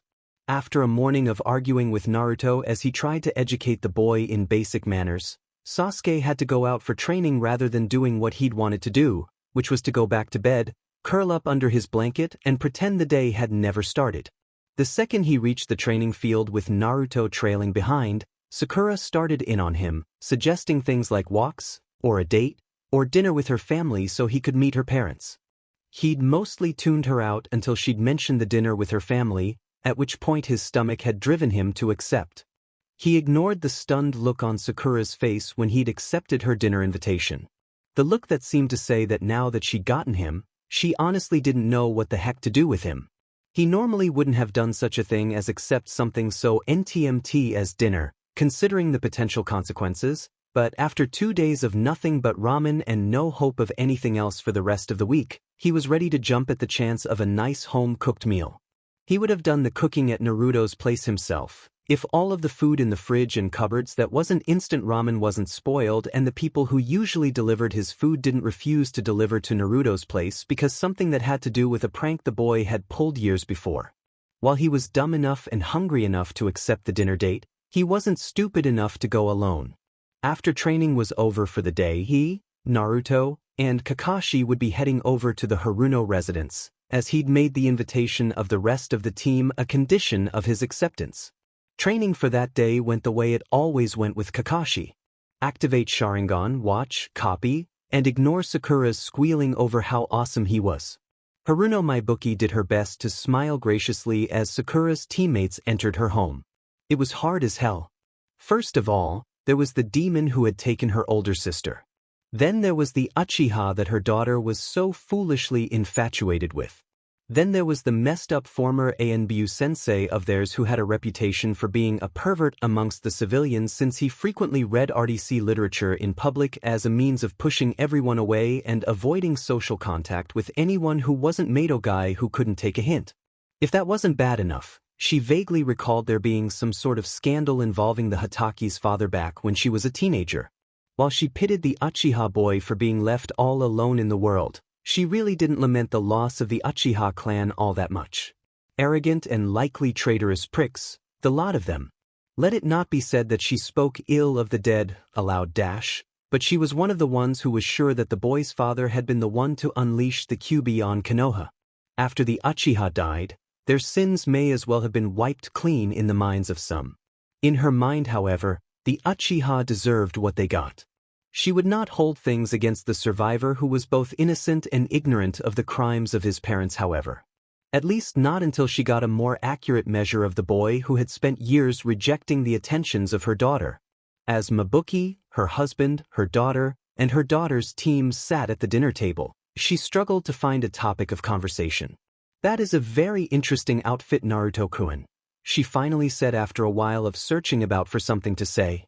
The boy was wearing an orange and black coat that seemed vaguely familiar for some strange reason and black pants. "Yeah.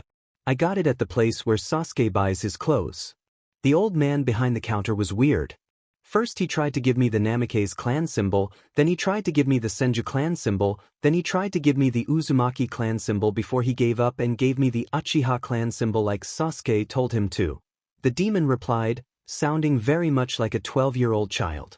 Hatake Kakashi, who had yet to remove his face mask in her line of sight, but who had somehow managed to finish his meal during the brief distraction that had been caused by a nearby explosion which had turned out to be one of Sakura's tags going off, randomly reacted strangely to the demon's statement. Sasuke thinks that the old man thinks that I'm the Yandame's cousin or something. The demon continued. This caused another unusual reaction in Sakura's rather stoic-looking sensei. But Sakura started, looking confused for some odd reason. The whole Senju thing is because I got Senju ancestors like everyone else in Konoha. My mother was an Uzumaki, so that one's what Sasuke calls self-explanatory. The demon continued as if Sakura hadn't interrupted. Oh, she said, suddenly finding herself curious. Who was your mother then, Naruto-kun? Dunno, other than the fact that her name was Uzumaki and that her great-grandma couldn't marry her great-grandpa because she had to go back to some place called Whirlpool. The demon replied. Monkey Enbusen called me Habanero's brat a few times though. Her husband made a rather strange choking noise at this that sounded suspiciously like tomato. She would have to ask later. Based on the appraising looks her husband was giving the demon, it was possible that he knew who the demon was talking about. All too soon, the meal was over and she was almost gladly ushering Sakura's teammates out of the house. The demon had atrocious manners, and the Uchiha boy was rapidly losing any and all of her remaining pity for him. He was just as stuck-up and arrogant as the rest of his clan. Why they put him within a mile of the demon she didn't know, considering the possibility that his father or his mother who had also been missing that day could have passed down the secret for controlling the Kyuubi. The sensei was the last to leave. When he did, he turned to them with a cold look in his eye and said, "Say anything about what you heard this evening, and I will kill you myself." She turned to her husband and child in confusion only to see a dawning look of realization come across her daughter's face, which was soon replaced by an expression of total shock, then denial. "What is it, sweetie?" she asked as soon as the door was closed. "It can't be. He can't be," Sakura said, sounding as if there was something major that he didn't want to believe. "What is it?" she asked again. The Namikaze were a minor clan that originated near what is present-day Kirigakure. At the time of Konoha's founding, there were only 2 surviving members, a mother and a son. But Sakura said. "But what, sweetheart?" she asked, worried about her daughter's distressed expression, especially in light of her sensei's threat. All of the Yandame's other relatives died long before a child Naruto's age could be conceived. Sakura exclaimed, unaware that she just spit out a major S-ranked secret that my bookie hadn't known about until her daughter had said it and the pieces had slotted together. Her husband looked shocked, then thoughtful before muttering, "This is so far above my old pay grade it isn't funny." Her husband didn't look like he would sleep anytime soon when they crawled into bed that night. "What is it, dear?" she asked her husband, who looked extremely disturbed after the sleepless silence had started getting to her. He knew. He knew that something like that was going to happen, and he planned for it. Kizashi said, "What do you mean, dear?" My bookie asked, "Don't you think it's rather odd that the Kyuubi wasn't seen at any time between the Valley of the End and that day 12 years ago?" her husband asked. "Well, now that you mention it, yes, it could be considered odd," she replied, realization starting to dawn despite the fact that she'd learned when she was young that of the 9 Biju, only the Kyuubi had been unsealable. If that thing could be sealed in the Uzumaki boy, it could have been sealed in someone else, her husband said. Someone who was growing old, someone whose seal was weakening, someone that the Uchiha could have discovered and made a play for.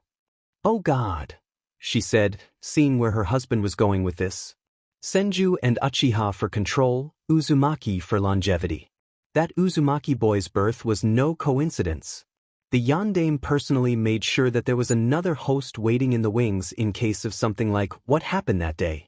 The only problem was that it wasn't born in time to prevent most of the destruction. The instructors back at the academy all said that Uzumaki Kushina was special when I asked why they kept her around. All I saw back then was a massively incompetent foreign loser with a loud mouth and a penchant for pranks. Kizashi said, "You mean? The yondaime never asked anyone to do what he wasn't willing to do himself," her husband said. "The wily bastard sacrificed his own son long before it was even conceived." Sakura silently slunk away from her parents' bedroom door, almost too shocked to process what she'd heard. The yondaime hadn't killed the Kyuubi, he'd sealed the monster into a child he'd intended to throw away from the start. A child that practically the entire village hated for a reason they wouldn't name. Which, now that she thought of it, was too extreme a reaction for all of the pranks Naruto pulled. Kakashi-sensei knew. He had to have known considering the threat he'd made. Who else knew? Everyone in the village. Everyone except us children. That's who. That had to be the reason they hated Naruto, the reason why they had told them to stay away from him, the reason they blamed Naruto for something she couldn't quite catch when she listened to the odd whispers that surrounded the whisker-cheeked boy. Naruto had been born a minute, an hour, or a day too late to foil the Uchiha's plans, whatever they had been. Because of that, everyone blamed him for what happened. Blamed him for everyone who died. That was so unfair. And, like her father and Kakashi-sensei said, she couldn't tell anybody. Senju Aramaki sat on the porch of one of the Uchiha homes next to his brother Kenieda and sighed. The job was finally finished. Done. The last of the rat carcasses had been hauled away, and the final seal had been laid. He had been tempted to burn the Uchiha district to the ground and call it a day many times over the course of the week, but had refrained from doing so. Barely. Being rescued by one of the ANBU that first night had been particularly embarrassing. "I'll never cut corners on a job again, I swear," Kenieda said. "That had to have been the most difficult and frightening experience of my entire life." "See that you don't," Aramaki said. This had been probably the most difficult experience of his entire career as well. The Uchiha district was completely rat-free, and they couldn't collect the sort of pay that would usually come with a job this size since the Uchiha had had a 10-year warranty on the job they did 8 years ago, and they were fixing Kaneda's little screw-up. "Let's go tell our customer that it's safe to move back in and go home," Aramaki said as he got up, dusted himself off, and tiredly trudged out of the Uchiha district. After walking for what seemed like forever, he and his brother reached the contact address the Uchiha had left. He raised his hand to knock on the door, and was stopped by a loud yell coming from inside. "For the last time, I'm not illiterate," a voice that he found oddly familiar yelled. "You sure could have fooled me, Yujiratanki. How the F did you learn the Kage Bunshin out of a scroll anyway, dobe?" The voice of his greatly hated Uchiha customer yelled back. Convinced they were done screaming at each other for the moment, Aramaki tentatively knocked on the door, hoping that the two inside the apartment wouldn't be too upset at the interruption. The door was answered by a very familiar-looking blonde. A familiar-looking blonde who was said to be descended from Uchiha Madara himself. Frankly, he didn't see it. "What day I want?" the blonde said, sounding grumpy and mumbling under his breath. "I wanted to inform Uchiha-sama that the job is finished, and that he can return to the Uchiha district anytime he chooses," he replied. Finally, the Uzumaki snapped. Okay, maybe there was something in the boy's expression that could be construed as Madarish. "Pack your sheet, Sasuke, you're leaving," the blonde Jinchuriki called over his shoulder. And that was that. The job was done, and all that was left was to go to the bar. The bar where there were whispers that the Senju and Uchiha lines had been deliberately crossed to create a perfect host for the Kyuubi. Naruto grumbled as Kakashi called him aside during training. The last time the man had done that had been to tell him to never ever mention his blood link to the yondaime again. It turned out that there really had been death threats from IWA, and that he was dead lucky that the information about his most famous relative hadn't gotten out when he'd yelled it for the whole world to hear the day the ANBU landed in the dumpster. Oddly enough, Kakashi hadn't called him over to tell him to hide more of his ancestry or something. Instead, the man had wanted to ask how he'd been holding up because of the week with Sasuke. He honestly didn't think that he could spend that much time in close quarters with the other boy again without strangling him. If he ever heard another lecture on how a proper Uchiha was supposed to act again, it would be too soon. After asking how he'd been holding up, Kakashi made a request that had made him sit there and laugh in the man's face. The man who knew how well he got on with Sasuke even after the revelation that they were family and that they mixed like oil and water, wanted him to move into the Uchiha district with the other boys since he didn't think Sasuke should be alone any longer. Apparently, he seemed to think the fact that the rats had been removed would have removed the rest of his reservations about that place as well. He wouldn't move into the Uchiha district even if Sasuke offered him his own house free and clear. His apartment was his home, and it had been his home since he was 6, and nothing would make him give it up. Training had gone the way it had usually had, dinner had been at Ichiraka Ramen, and the evening routine after he'd gotten home had been utterly normal without anything out of the ordinary happening before Naruto went to bed. He didn't know what had woke him up that night. When he did snap awake, it was to find a man in a weird orange mask with only one eye hole staring at him. "What the F are you doing in my apartment, a-hole?" he yelled at the stranger who was sitting there like he owned the place. The strange man, who reminded him of the ghost he'd seen when he was 8 despite the fact that this man's mask was orange and his hair was short, didn't move. Not even when he grabbed a kunai and chucked it at him. The kunai went through the man and embedded itself in the wall behind him. The masked ghost who, now that he thought about it, was more than likely a genjutsu cast by some creepy pervert, didn't move. "Fine," Naruto yelled, whether at the man or at the world at large, he didn't know. "That's it. I'm moving to the Uchiha district. At least everyone will be too creeped out by that place to sneak in the middle of the night and bother me there." Skirting around the genjutsu?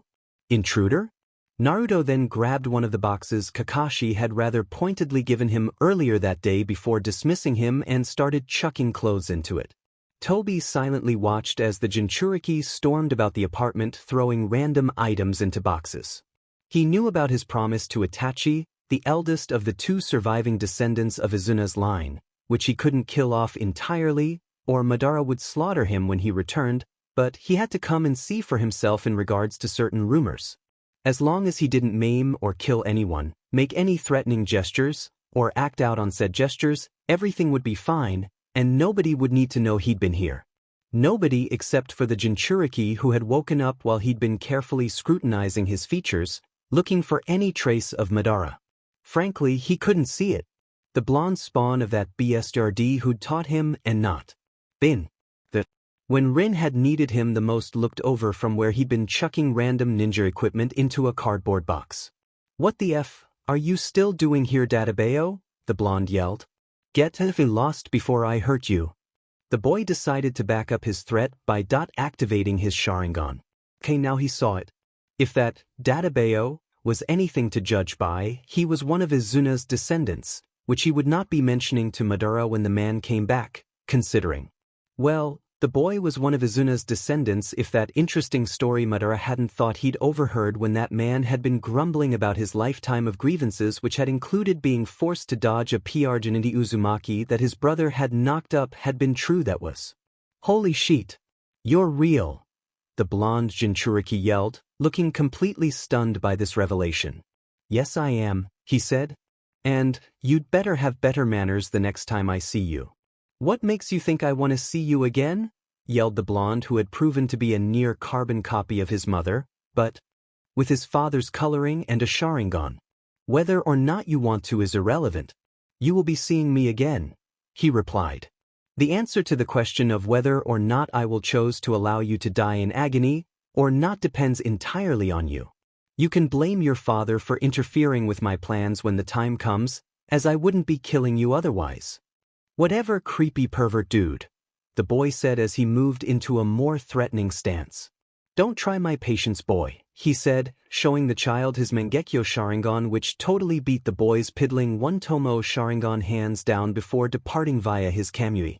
After meeting the child in person when he was more than a tiny bundle of easily portable hostage, part of him was glad that Madara had scooped him up and recruited him before the Uzumaki was born. Knowing Minato-sensei, the man would have wanted him to be the boy's teacher. He wouldn't have lasted a week before strangling the child. Sasuke groaned as he opened the door to find his teammate cousin on his doorstep at stupid o'clock in the morning. Naruto had come pounding on his door at an insanely late, or rather early hour, waking him from what had previously been a sound sleep. When he opened his door to stop the frantic knocking, It had been to see the blonde on his doorstep with a couple of boxes at his feet. "Okay." Naruto yelled way too loudly. "Where do you want me to put my stuff?" "What made you change your mind?" he asked, honestly surprised that the blonde would do so quickly if at all, considering how adamant he'd been about keeping his crappy little apartment.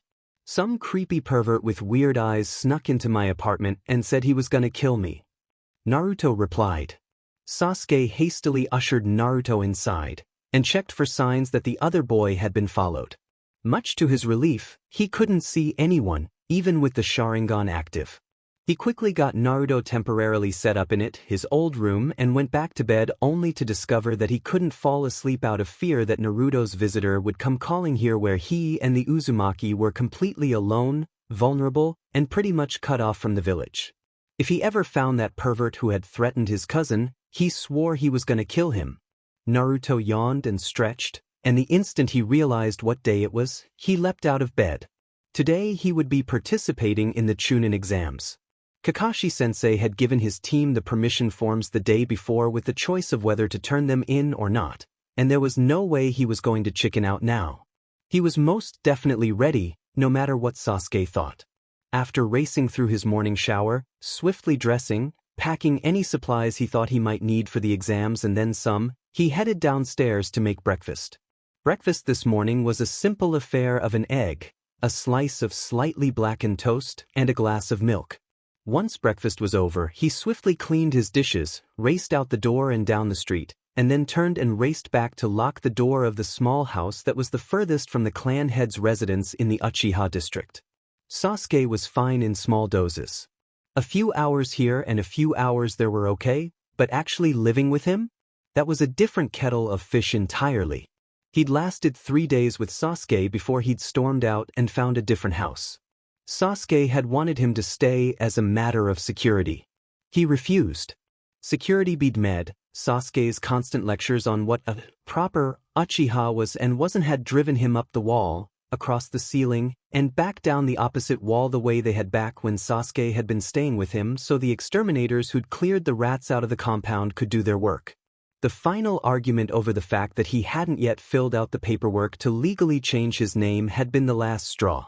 In the beginning, he'd been excited about the fact that Sasuke was family, and that he was Uchiha, and he'd been willing to go along with the plan to change his name to reflect this. As time passed, however, he became reluctant to change his family name. It had been his mother's name, and it was all he had that had been hers. If he changed his name, he'd lose that. Sasuke didn't understand. As far as he was concerned, anyone who was a Uchiha should be named Uchiha, no ifs, ands, or buts about it.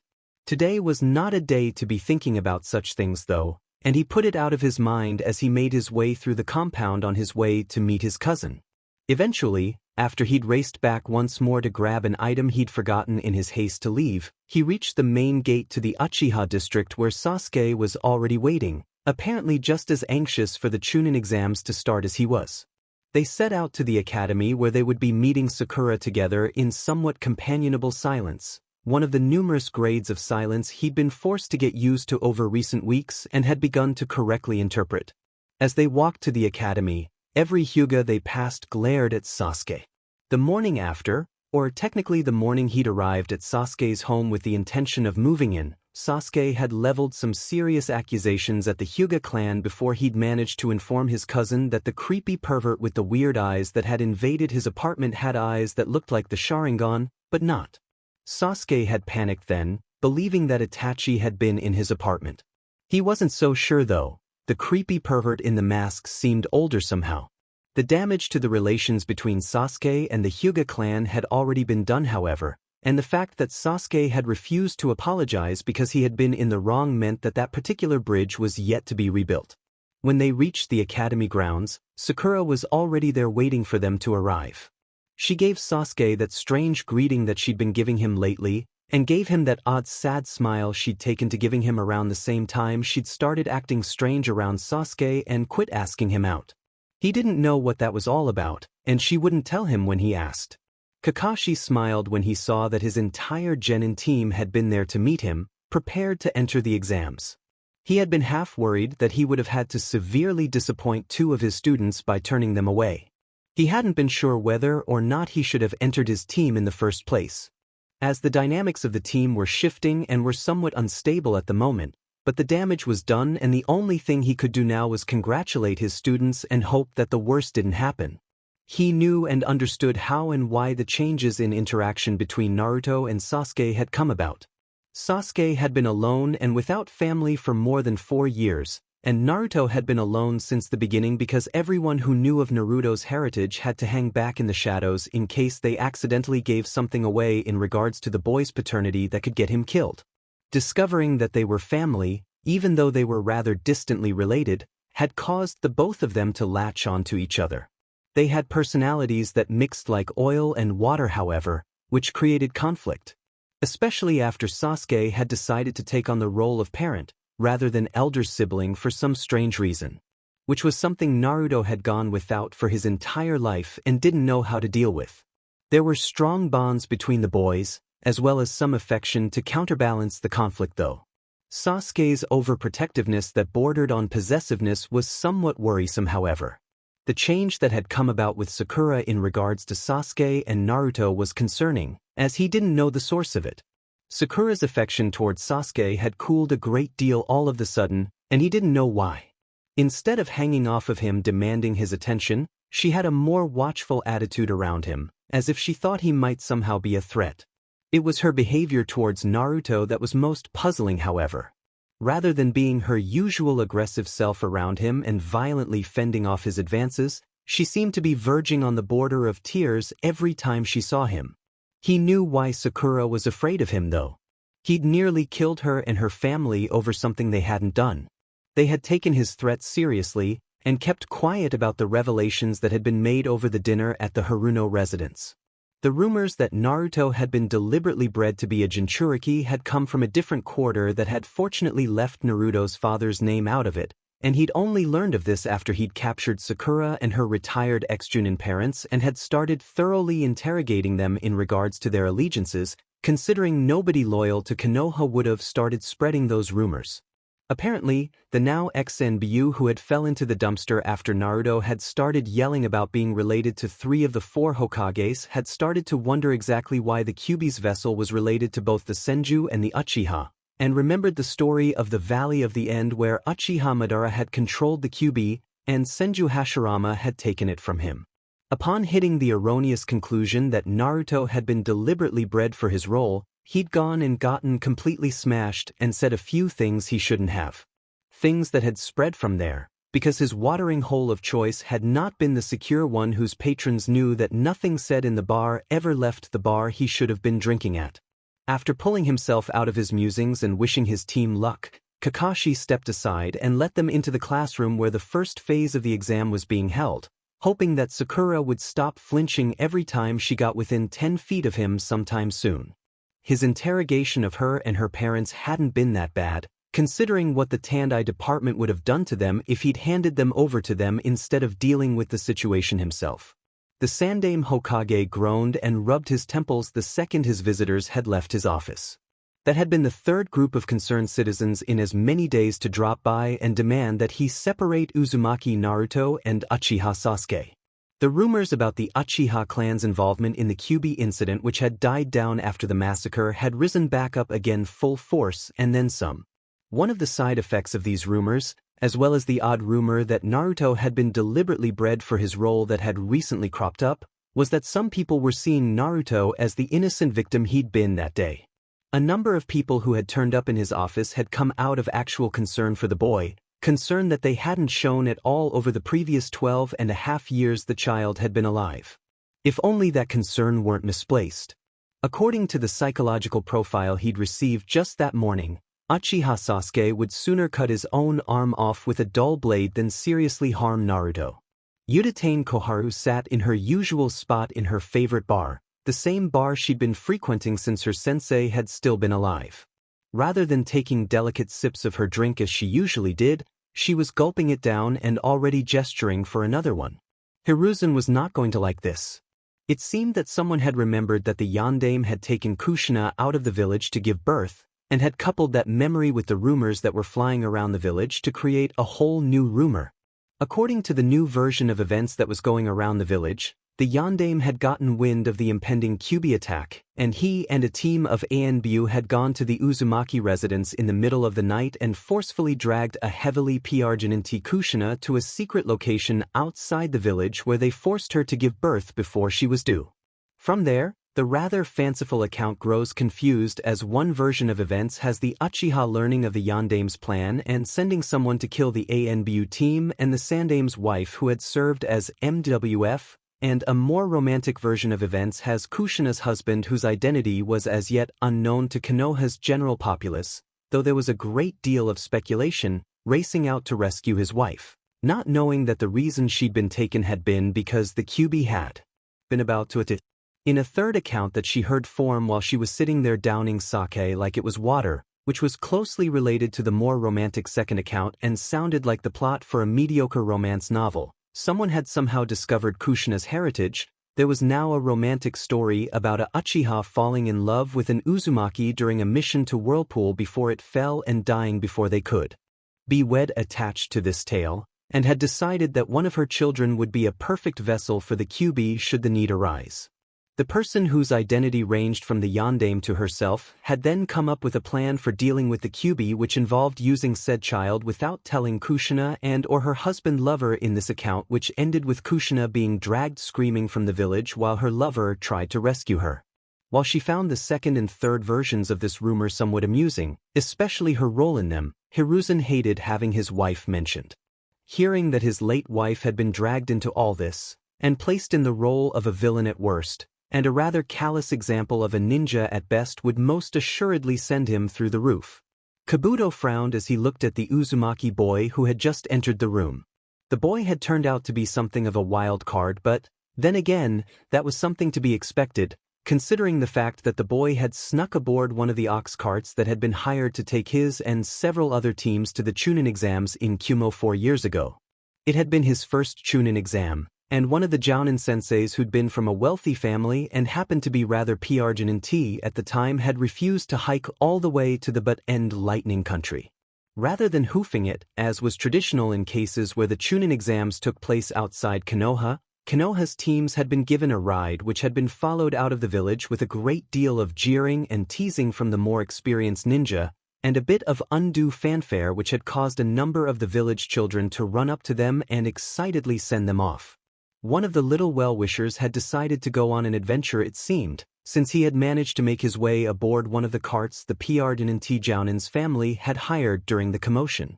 It had been at the end of the first day that they'd discovered that they'd had a little stowaway, which said a great deal about the boy's stealth skills, despite the child's current love of overbright colors. It had been a good thing he'd been there too, considering the fact that one of his teammates had broken his leg while pulling some sort of asinine stunt before they'd left Fire Country, and he and his team would most likely have ended up being forced to turn around and lose a rather choice information-gathering opportunity if there hadn't been a substitute available. An Academy second-year substitute who really should have been back in Konoha. It had been allowed, since Academy students had been signed up for the Chunin exams as a joke before, there being one famous example from 3 decades back where one of the Academy students who'd been put in as a prank had ended up completely bypassing the rank of genin. Somehow, in spite of being encumbered with what he'd thought of as dead weight until the kid had caught an opponent in a rather ingenious trap that had been derived from one of the boy's more infamous pranks, they'd made it past the second phase of the exam with said Academy student in tow. He'd quit at that point, but the Uzumaki kid who hadn't yet learned a single jutsu, had the crappiest taijutsu he'd ever seen, and absolutely no knowledge of genjutsu or strategy had gone on and gotten himself steamrolled during his first fight in the arena a month later. When he'd encountered the boy again following their return to Konoha, the kid had not known who he was, and had had absolutely no memory of the Chunin exams he'd participated in, or even of the fact that such a thing as the Chunin exams actually even existed. Whether or not this had been a result of the rather nasty concussion the boy had received during his bout in the Chunin exams which had left him unconscious for 3 days, or an attempt to prevent the child from trying to run off and take the Chunin exams again, he didn't know. Suffice to say, the boy hadn't made Chunin, so it didn't really matter whether or not Naruto remembered his participation in the exams when he was 8. Now though, Naruto had yet again done something that defied expectations and threw him for a loop. It wasn't so much what he did though, as what he was. Apparently, Naruto had some Uchiha blood in him, and it had been strong enough for him to manifest the Sharingan. This of course was completely strange, as there had been nothing in what little family records were available for the boy to indicate that that would be the case. There were a couple incidences of father unknown in the boy's mother's family tree, but none that seemed like they would be close enough for the Sharingan to crop up. Deciding that he'd spent far too long just staring at the Uzumaki boy who was starting to notice, he headed over to the small group of rookies, hoping to study their reactions to him as he deliberately slipped up in a way a green ninja probably wouldn't notice, as that would tell him a great deal about them, including how observant they are. The carrot he'd be offering them in this case as he gained their confidence as an older mentor figure would be an offer to let them have a peek at his ninja info cards, of which he had several sets. Ino frowned from her perch on Sasuke's back. Rather than yelling at her and calling her Ino Pig, like she usually did when she encountered her rival in love, Sakura had pretty much ignored the fact that she'd come up to greet her future husband. Her approaching, much less touching Sasuke-kun was something that would normally get a rise out of the other girl, but not today. "Something wrong, forehead?" she asked, seriously worried that there might be something actually wrong with Sakura. "You're not giving up on Sasuke-kun, are you? You can have him," Sakura said, sounding disgusted with the idea of dating the Uchiha. "I heard my parents talking and apparently, the Uchiha were responsible for the Kyuubi attack." "Yeah, I know," she replied, having heard that enough times when her parents hadn't thought she was listening when she was little. "But it's not like Sasuke-kun did it. He was like a little baby at the time. Why Dad never says anything to him about his parents, even though he hates them." Sasuke, who'd been standing stiffly as she held on to him, flinched at this, but said nothing. "You knew, and you didn't tell me?" Sakura said. "People don't talk about it, just like they don't talk about what happened to the Yukimori clan, or what that Shimura guy's doing on the Hokage's Council of Advisors, despite the fact that she started before she realized what she was saying and shut up before she said something that could get her killed. There was a lot of things that everyone knew but never talked about. It was a real surprise when you ran into someone who wasn't in the know. Though she probably should have expected it since Sakura was from a family that had started off civilian about a generation or two back, not a clan. "I just still can't see Sasuke the same way I used to though," Sakura said, apparently deciding not to ask what had happened to the ill-fated Yukimori clan who'd run out of money during a particularly nasty winter and refused all charity, even when it got to the point that there was nothing edible in their compound except. Or why someone like Shimura Danzo was one of the Hokage's advisors despite the fact that his being such was quite the risk. "But he's Sasuke-kun," Ino exclaimed as she squeezed said boy who had yet to get out from under her for some reason even more tightly. "You might not have lost family in the Kyuubi attack, but I did. And what his family did to Naruto." Sakura started, working up a head of steam until several shinobi appeared in the room. "Settle down, brats," yelled one of her father's colleagues, a scarred man named Marino Ibiki. "Odd and it was just getting interesting," one of the foreign genin muttered. When Ibiki had ordered them to come up and take a test form and a number, she brushed past the gray-haired boy who'd been standing at the edge of her and Sakura's conversation, looking like he was waiting for an opportunity to introduce himself. Seeing as he looked like he was in his late teens, there was a good chance that he was a perv who'd been looking to mentor a rookie during the exams. Her dad had warned her about that sort, and how no matter how nice they seemed, you never went off with them alone. Shuddering over the fact that she'd been that close to the skeevy creep, she grabbed her test and her number and went to find her seat. Hinata smiled sadly when she realized who she would be sitting next to for the written portion of the Chunin exams. She still had a crush on the boy, but she knew that none of her dreams in regards to him could ever come true. He was Uchiha, which placed him in the never in a million years category. It wasn't just that their clans had something of a rivalry going for ages. A mutual antagonism that had picked up in recent days after Sasuke had leveled some shocking allegations against her clan and refused to apologize even after he'd learned that he'd been in the wrong.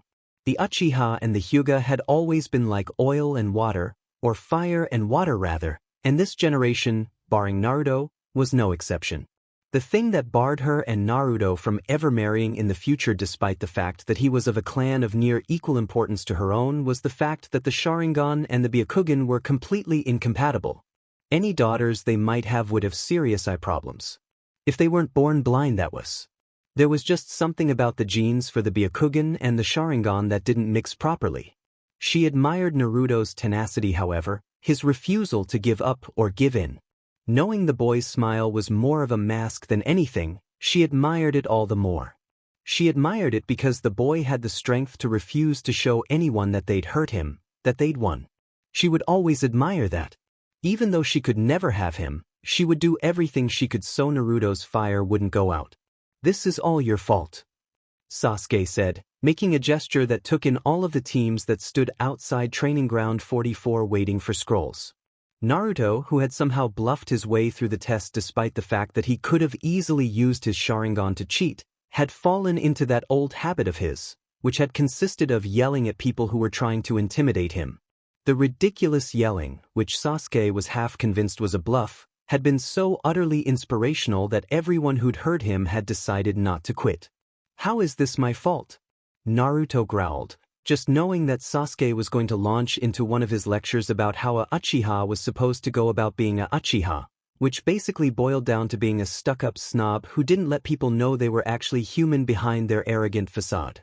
"If you'd behaved like a Uchiha and thought carefully about how and when you speak, we wouldn't have been stuck with so much competition," Sasuke said, apparently starting in on the lecture about how a proper Uchiha was supposed to speak again. "Well, if we'd let all the weak teams weed themselves out, we'd just be facing the really strong ones in there," Naruto replied, deciding to use Sasuke's lecture about how a Uchiha is supposed to act like it's all a part of the plan so they don't look unbecomingly blindsided when good fortune randomly drops in their lap against him. "You can't possibly have planned that," Sasuke hissed as Team 7 went up to grab their scroll.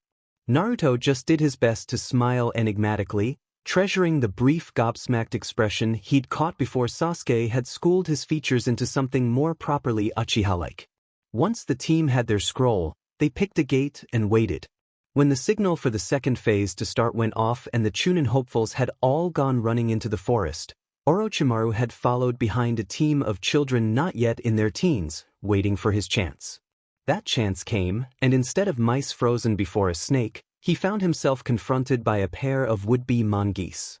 Standing in the forest that day, dodging and weaving around attacks from children who had no hope of defeating him like their older relative had done, Orochimaru had found himself faced with two choices where there had previously been only one. For most of the time he'd been planning this, he'd been planning it with just Sasuke in mind. Then had come the piece of intel that had completely blindsided him, coming out of nowhere when things were just shy of finalized. He had known both Minato and Kushina since Minato was a kid and Kushina a teenager, and neither had shown any signs of Uchiha heritage or any knowledge of such. He didn't know how their child came to have the Sharingan which, to all appearances, was a natural one, and that intrigued him. According to the reports he'd received, the Uzumaki child had improved in leaps and bounds since his graduation from the academy, but he couldn't be certain if that had been a result of the Sharingan or not. The boy was the son of the red hot-blooded habanero, self-proclaimed victor of 1,000 battles, after all, and Kushina's bragging hadn't been all that exaggerated, and might have even been understated by the time she died. The former dead last who'd once been nicknamed Tomato had properly blossomed after she'd left the academy, and continued to grow until she'd been forced to retire because she was PRGNT with Naruto. Faced with both boys there in front of him, both boys who'd bravely fought despite the fact that they were overwhelmed and outmatched by his skills and power, he found that he had to make a decision that was a much tougher one than he'd thought.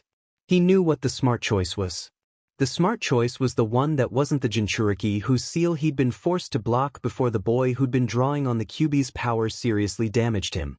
He'd never put one of his cursed seals on a Jinchuriki before, and there was no telling how such a thing would interact or interfere with the seal that kept the Kyuubi contained.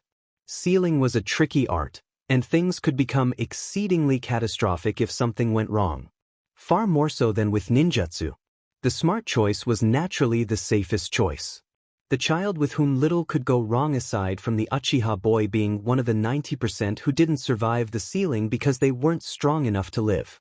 Weren't strong enough to become his container. The thing was, Orochimaru didn't do safe. If he'd stuck with safe, he would never have learned anything. If he'd stuck with safe, the young man who now called himself Tenzo would never have happened, a large number of his more fruitful experiments would never have happened, and he would have been stuck stagnating in this village wondering, but never knowing what was possible. He didn't like stagnating, and things that sat still bored him. What use was an eternity where he was bored all the time and nothing changed? Orochimaru found himself with two choices. He went with the interesting one. Sakura sat by Naruto's side, worrying over him as she tried to tend to him using what skills she had, wishing she knew more, that she'd learned more rather than pined over Sasuke. Naruto was so unnaturally still and his sleep so coma-like that she feared he would stop breathing and die while she watched, unable to do anything because she didn't know what to do. This wasn't the first time she'd held back and did little to nothing because she couldn't really do anything. During the mission to Wave, she'd guarded Tazuna because Kakashi had wanted her out of the battle where she would have gotten killed in an instant. During the battle that they had just been in, Sasuke and Naruto had fought, Naruto fiercely trying to protect both her and Sasuke from an opponent who'd had them so outclassed that they might as well have been civilian children. She, however, had mostly hung back, overcome by her fear. She had only just started to care for Naruto now that she'd started seeing him as something more than the idiotic annoyance that had constantly demanded her attention, never once letting up, never once taking a hint. The boy the adults had told her to stay away from, and the teachers had pretty much all called a failure despite the fact that they'd never really given him a chance to succeed. Except for maybe Yumino-sensei, and she wasn't entirely too sure with him. She didn't want to lose that boy, the boy who had never gave up, never gave in, never backed down, even when outmatched and outclassed. But she could lose him soon, forced to watch as he slipped away bit by bit, his mind and his life eaten away by the fever that had started shortly after that creature that couldn't possibly be human had bitten him. Sasuke was alternating between standing guard and coming back to check on Naruto, occasionally shaking him as if to try to get him to stop playing and wake up and be his loud and obnoxious self. She didn't know if the last shreds of Sasuke's obviously frayed sanity would hold if Naruto died. If they didn't, she was probably the first person he would kill for having failed Naruto, and Naruto's attacker would be added to Sasuke's list alongside that brother of his who had killed virtually his and Naruto's entire clan. She didn't know how she could have ever found Sasuke a tragically romantic figure. He was tragic, but studying him, really studying him, rather than sighing over him and swearing that she'd be the one to heal all his hurts with love, she could see that he wasn't anywhere near stable and about the only things holding him together were Naruto and his quest for vengeance. Watching Naruto lay there so unnaturally still and quiet as a fever ravaged him, and watching Sasuke shake the boy more frantically each time he came to check on him, Sakura had never felt so useless as she had then. Inside his cage within his seal, the QB studied the new addition to the wall that was just within reach of his paws now that he could push his forelegs through the bars of his cage thanks to his jailer having cracked the seal a bit in Wave. He was hindered from doing so now, thanks to what the individual who'd created the new addition to the wall had done to the seal that contained him, but it was only a matter of time before that was fixed since the man's enemies wouldn't let such a thing stand. Interesting, Kurama said as he studied the seal that had appeared and was settling itself into the wall, divining its purpose. Being sealed within a pair of Uzumaki who'd been good with seals had had its perks.